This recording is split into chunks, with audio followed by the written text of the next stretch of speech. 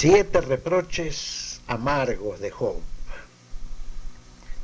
Llegamos en esta noche a la lección número 5 del libro de Job. Abarca todo el capítulo 6. Titulamos esta lección 7 reproches amargos de Job. Porque esos son: Job está en lo más negro de su noche.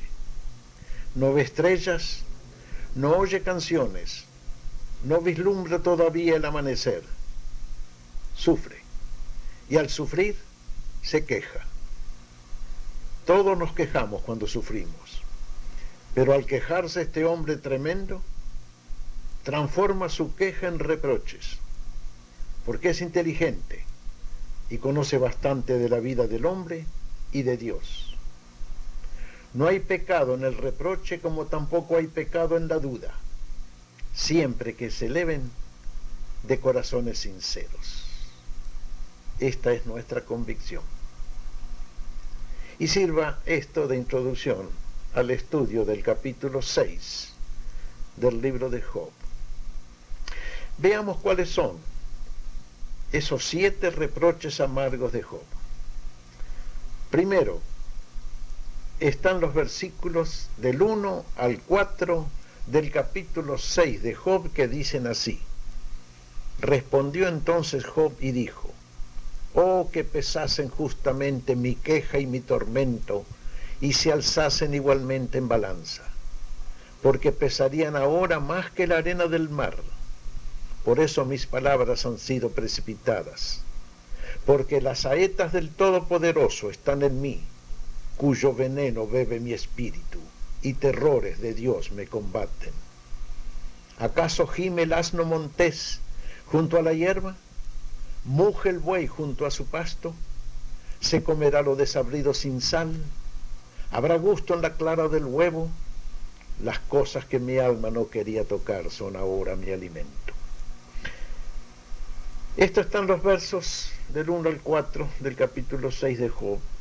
Terrores de Dios me combaten. Es la frase más impresionante del pasaje.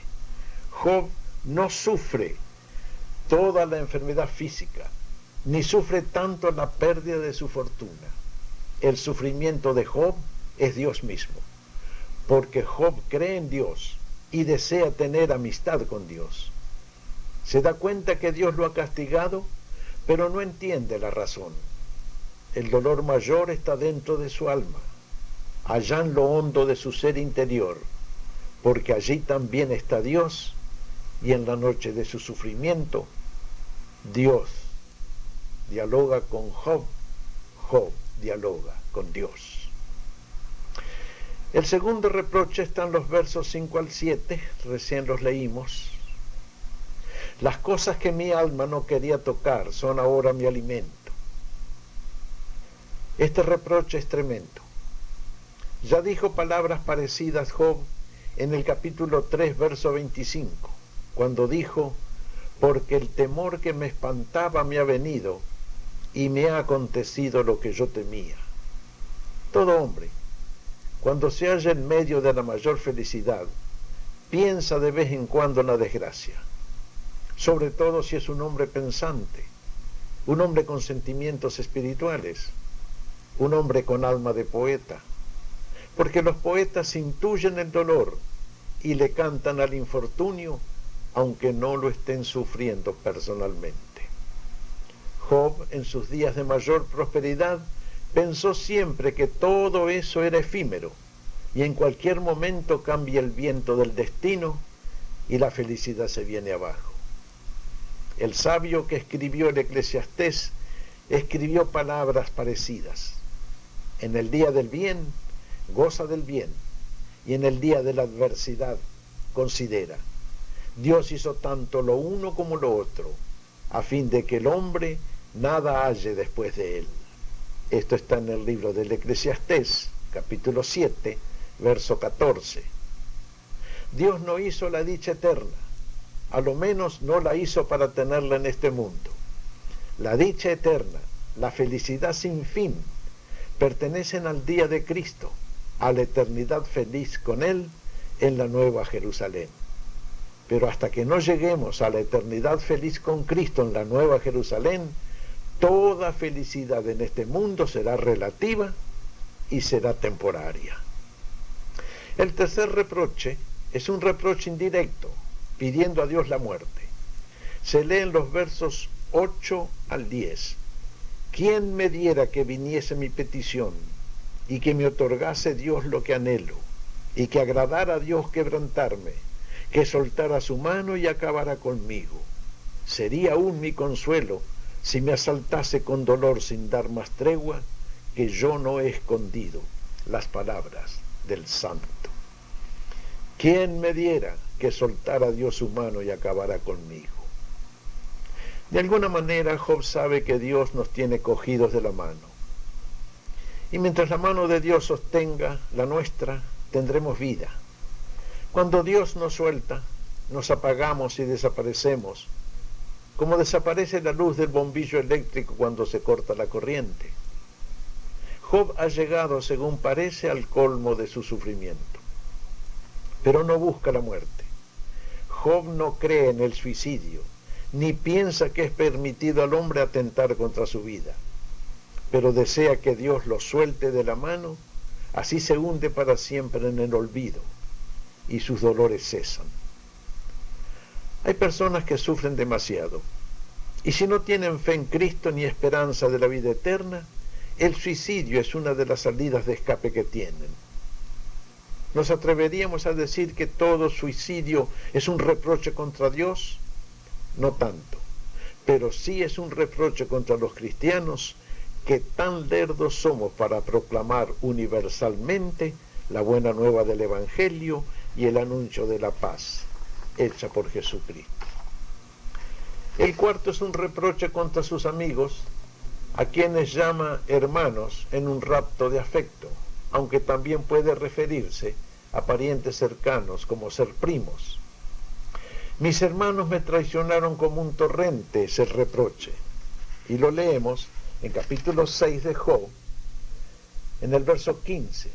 Pero mis hermanos me traicionaron como un torrente, pasan como corrientes impetuosas, que están escondidas por la helada y encubiertas por la nieve. Cuando Elifaz, Bildad y Zofar llegaron a verle, Job pensó que le traían consuelo y explicaciones, pero los tres amigos lo único que hicieron fue echarle toda la culpa y acusarlo de todos los pecados imaginables. En lugar de palabras de aliento y simpatía, le dieron palos. Así hacen muchos cristianos cuando visitan a un hermano que está pasando por sufrimientos, que ha tenido un accidente o que se le quemó la casa. En lugar de consolarlo y orar con él, vienen a reprocharle algún pecado que piensan ha cometido. Hay pastores que siempre piensan que una desgracia es castigo de Dios por algún pecado oculto, y en vez de ayudar, traicionan, porque no consolar al afligido, llevando con él su carga, es traición al Espíritu de Cristo.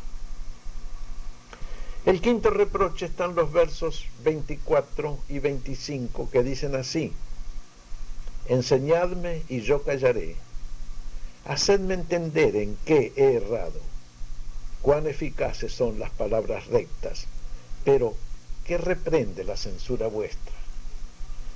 Es un reproche que también pueden hacer millones de cristianos. Hacedme entender en qué he errado. En la Iglesia Católica, por ejemplo, se le obliga a la gente a creer y realizar cosas que no entiende, y nunca le explican claramente la razón. Le obligan a creer en Cristo y no les permiten leer libremente la palabra de Cristo, que es la Biblia.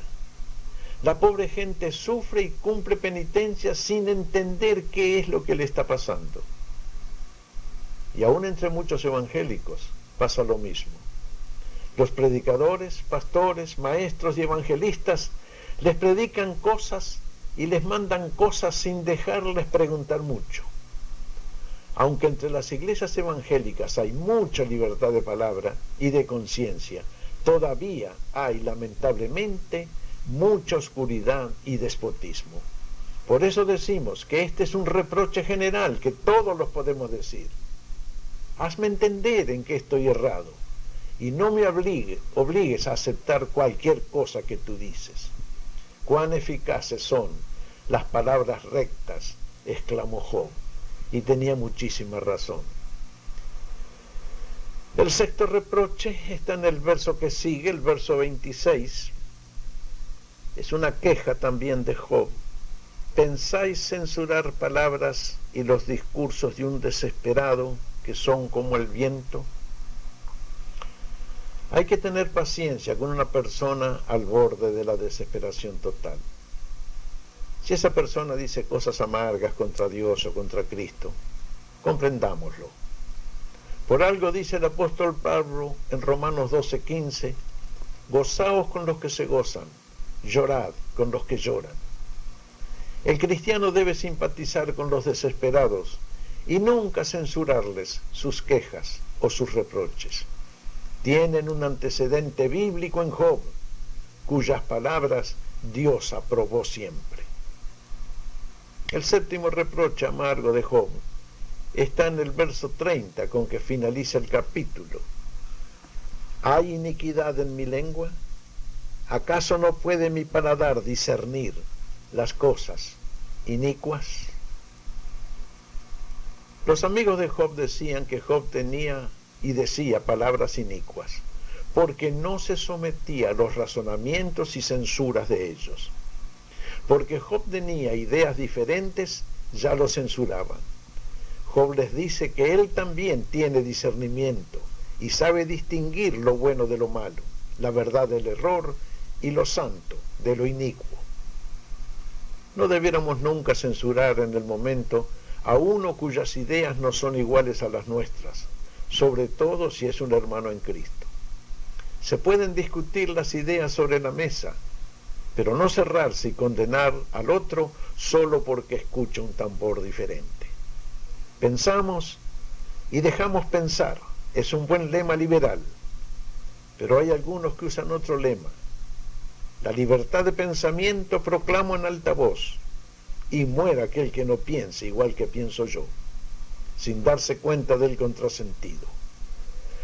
No censurar, sino comprender, y luego razonar y demostrar con razones dichas en calma que tenemos la razón.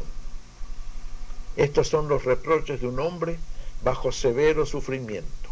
No le reprochemos a Job sus reproches. Dios los aceptó. Y así como Dios aceptó los reproches de Job cuando estaba en medio del tremendo dolor, aceptará los nuestros. Que Dios los bendiga y hasta la próxima.